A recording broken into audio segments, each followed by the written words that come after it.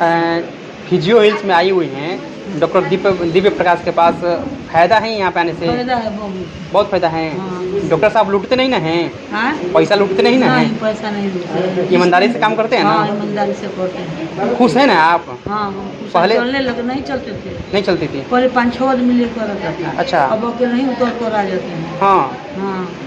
ये कितना दिन में फ़ायदा हुआ है? फायदा हुआ हो गया 1-2 महीने। 1-2 महीने में चलने लगी खूब बढ़िया से? हाँ, अच्छा से, लेकिन हाथ अभी नहीं अथी कर रहा है। हाँ। लेकिन पैर से चलने लगे। हाँ, चलने लगे। हाँ। चलिए, अब वो भी ठीक हो जाएगा। अच्छा से करते हैं। डॉक्टर साहब बढ़िया काम करते हैं? हाँ, बढ़िया। सलाह बढ़िया देते हैं? हाँ, अच्छा से। चलिए। बहुत अच्छा क्या नाम हो, कहाँ घर है? रावलीपुर घर है, शैल देवी नाम है। ठीक। डॉक्टर साहब से मिली हैं, डॉक्टर साहब का रेफरेंस कैसा रहा, मतलब कि व्यवहार कैसा रहा? अच्छा रहा जी। डॉक्टर साहब सपोर्ट किए? हाँ जी, सपोर्ट किए। देखे मोरे हाथ और क्या समस्या थी आपकी? दर्द था ना हाथ में मेरा। अच्छा, हाथ में दर्द था। जी, तो क्या बोले डॉक्टर साहब? अभी तो चेक किए हैं, थी देख करके और कुछ थेरेपी किए हैं। थेरेपी किए हैं? जी, थेरेपी से कुछ महसूस हो रहा है, बढ़िया लग रहा अभी है? तो कुछ नरम है, बाकी फिर भी। अच्छा, अभी नरम है। जी। तो वो तो एक कोर्स होता है ना, 1-2 महीना जो भी चलता है, टाइमिंग होता है उसका। हाँ, क्या नाम है, कहाँ से आई हैं? जगदीशनगर से आए हैं, मीना देवी मेरा। सर, आज मेडिकल कैंप लगा हुआ है आपके यहाँ फिजियो हिल्स में। अलग अलग तरह के पेशेंट्स आए हुए हैं। काफ़ी कुछ पेशेंट्स, हमारी जब बात हुई तो वो बोले कि हम संतुष्ट हैं, डॉक्टर साहब का इलाज कारगर हो रहा है। आप किस पद्धति से, किस तरीके से इलाज करते हैं कि लोगों को रिजल्ट मिल रहा है और लोग संतुष्ट हो रहे हैं? देखिए, फिजियोथेरेपी ये जो है एविडेंस बेस्ड प्रैक्टिस ही है। हम लोग जो प्रोटोकॉल है, ये सब चीज़ें जो है इसकी रिसर्च पेपर बेसिस पे होती है, और जो प्रोटोकॉल अपनाया जाता है उसका एक प्रोटोकॉल, एक तरीका होता है किस पेशेंट के एज के अनुसार, उसकी बीमारी के अनुसार, उसकी स्थिति के अनुसार सब चीज़ों को ध्यान में रखते हुए एक प्रॉपर असेसमेंट किया जाता है।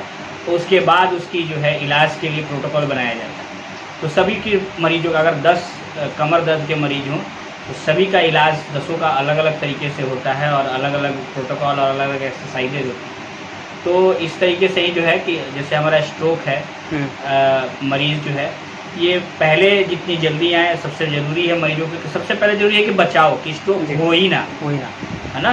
उसमें है कि जो भी उनकी बीपी की दवा है, शुगर की दवा है, वो रेगुलर चले, उसको डिस्टर्ब ना करे, उसको गैप ना करे। फिजिशियन की निगरानी में जिसके अंदर में वो ट्रीटमेंट है, उस चीज़ को वो करते रहें, और उस पर ज़्यादा इस चीज़ पे, ताकि वो उनका ब्लड प्रेशर जो है मॉनिटरिंग होता रहे जी। तो अगर एक बार वो चीज़ गड़बड़ हो गई जी, पेशेंट लकवाग्रस्त हो गया, तो बेसिक जो है उसको एडमिशन जो है आईसीयू में, या जो भी बेसिक ट्रीटमेंट है भर्ती करके इमरजेंसी कंडीशन वो करने के बाद 10 दिन 15 दिन के बाद जब वो डिस्चार्ज किए जाते हैं, तब से उनकी फिजियोथेरेपी शुरू हो जानी चाहिए जी।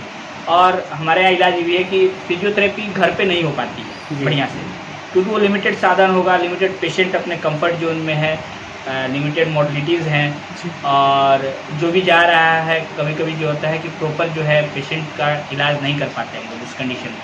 तो ज़्यादा जितना अच्छा हो कि पेशेंट को क्लिनिक पे ले आए जी। यहाँ सारी सुविधाएं हैं, सारे एडवांस चीज़ें, मशीनें हैं, और जो प्रोटोकॉल एक्सरसाइज है वो प्रॉपर तरीके से कराया जा सकता है यहाँ पे। और पेशेंट का तो वो पार्ट ही है, एक्सरसाइज पार्ट। पेशेंट को वहाँ से पिक करके गाड़ी के द्वारा लेके आना, वो एक पार्टिकुलर एक्सरसाइज का ही पार्ट है कि पेशेंट अपना मूवमेंट कर रहा है जी।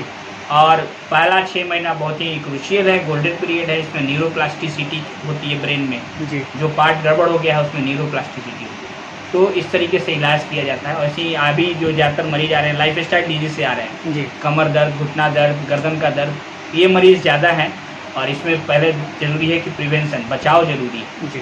ये जो कंडीशंस के मरीज अभी आ रहे हैं। सर, सबसे ज़्यादा किस पेशेंट की रिकवरी जो होती है फिजियोथेरेपी में वो कठिन होती है?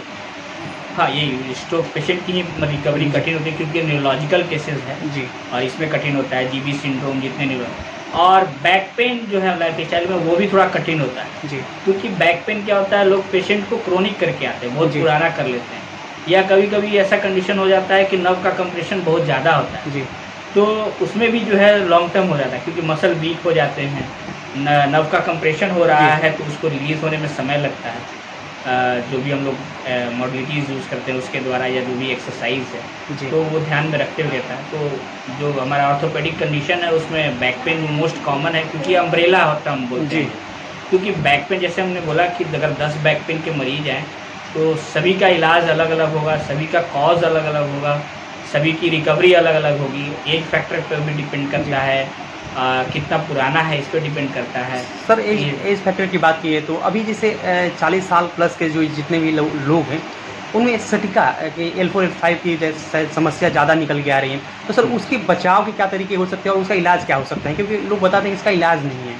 नहीं, देखिए पहले ज़रूरी है कि जो सियाटिका टर्म यूज़ किया जा रहा है ये आजकल जो है वो प्री डायग्नोस टर्म यूज़ किया जा रहा है। जी ये डॉक्टर पे छोड़ दिया जाए कि क्या है कि नहीं है, जी है ना। क्योंकि कई बैक पेन ऐसे होते हैं जो सियाटिका ना हो सकते, प्रीफॉर्मी सिंड्रोम जी हो सकता है कि वो फीमोरल नर्व की वजह से हो रहा हो या ऑब्टूरेटर नर्व की वजह से हो रहा हो या सिंपल मांसपेशियों की वजह से ही हो रहा हो, नर्व का कंप्रेशन ही ना हो, जी है ना, या कोई और सीवियर न्यूरोलॉजिकल कंडीशन हो रहा हो उसकी वजह से हो रहा हो। तो ये डायग्नोसिस का पार्ट फिजियोथेरेपिस्ट या ऑर्थोपेडिशियन या न्यूरोलॉजिस्ट को छोड़ दिया जाए और पेशेंट को सिर्फ अपना मूल समस्या बतानी चाहिए कि मुझे कमर में दर्द हो रहा है, पैरों में झिंझिनी या पैरों से चलना मुश्किल हो रहा है, जी ये सब चीज़ें बताएं और उसके अनुसार इलाज करना आसान होता है। तो ये तो किसी भी एज फैक्टर में हो सकता है, जरूरी नहीं कि 40 प्लस पे ही। जी जी ये यंगस्टर्स में हो रहा है आजकल ज़्यादातर। क्या हो जी। रहा है, कारण क्या है कि 9 to 5 डेस्क जॉब, जी ज़्यादा बाइक ट्रैवलिंग, ज़्यादा बैठना लंबे समय के लिए, झुक के भारी सामान उठाना, जी ज़्यादा जो है अपने आप को इतना इंगेज कर लेना कि अपना कमर का ध्यान नहीं देना। लोग अपनी गाड़ियों का ध्यान देते हैं कि आवाज़ कर रहा है, ये कर रहा है, उसकी सर्विसिंग करा ले, उसको ये करा ले, लेकिन अपने शरीर का ध्यान नहीं देते। जी। तो बचाव जरूरी है। बचाव में सबसे ज़रूरी है कि वो जब भी है अचानक से आगे झुक के ना बैठे, आगे ज़्यादा झुक के सामान ना उठाएं, जी है ना, इस चीज़ों का ध्यान दें। ज़्यादा देर तक बैठते नहीं, उसको ब्रेक करें। अगर जॉब पे है 9 to 5 तो अपने जॉब में है सिटिंग पोस्चर को ब्रेक करें, हर एक आधे घंटे पे उठ के थोड़ा टहले, थोड़ा स्ट्रेचिंग एक्सरसाइज। एर्गोनॉमिक्स का ध्यान दें। एर्गोनॉमिक्स होता है कि अपना पोस्चर का ध्यान देना कि किस तरीके से बैठना, उठना, बैठना, ये सब का ध्यान दें, जी है ना। तो इस चीज़ों का ध्यान दें जिससे बचाव जरूरी हो सकता है। और अगर जब आप ठीक है, स्वस्थ हैं, तो योगा को अपनाएं, एक्सरसाइज कुछ करते रहें, जिससे खाने पीने का ध्यान दें। ये चीज़ें हैं बचाव करने की।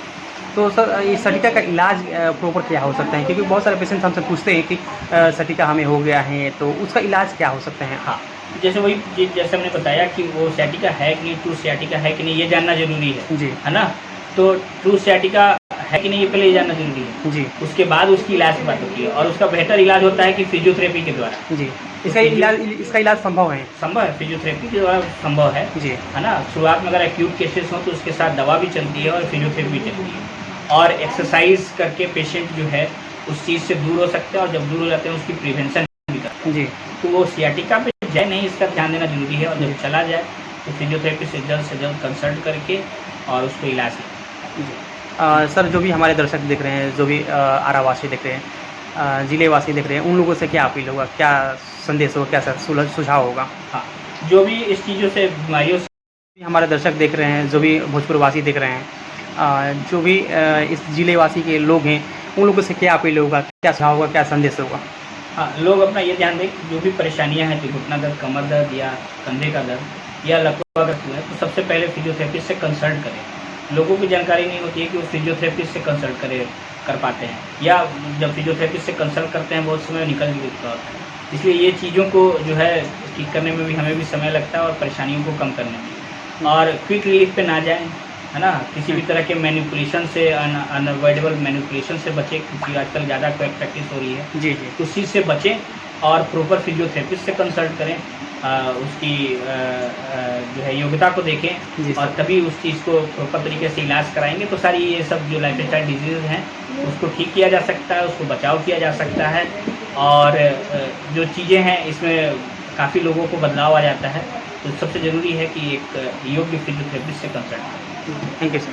हाँ सर, बताया जाए अगला कैंप कब है, क्योंकि आप हर महीने कैंप लगाते रहते हैं। तो हमारा जो अगला कैंप है वो जुलाई में 26 जुलाई को लगेगा। जी जो हमारा कैंप होता है वो हर एक महीने लगता है। जी तो जो इस कैंप में नहीं आ पाए हैं वो अगले कैंप हर एक जो है 26 जुलाई को याद रखें। उसके आगे अगस्त में भी है, जी तो उसमें भी जो है हमारा 23 अगस्त को लगेगा। जी तो 26 जुलाई और उसके अगले महीने 23 अगस्त जी ये जो है कैंप निःशुल्क सुबह 7 से 11 संडे को लगेगा।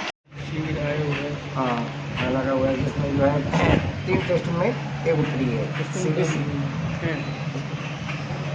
बोलिए। CBC, थायराइड और शुगर, ब्लड शुगर फास्टिंग, हाँ। ये तीनों टेस्ट में ए उत्तरी है। और भी ऐसे पैकेज भी है 499 से लेकर 3499 तक में है। जी। जो भी अपना कराना चाहते हैं वो अपना करा सकते हैं। डॉक्टर साहब की तरफ से सुविधा मिलता है बढ़िया, हाँ सुविधा मिलता है सहयोग करते हैं। जी।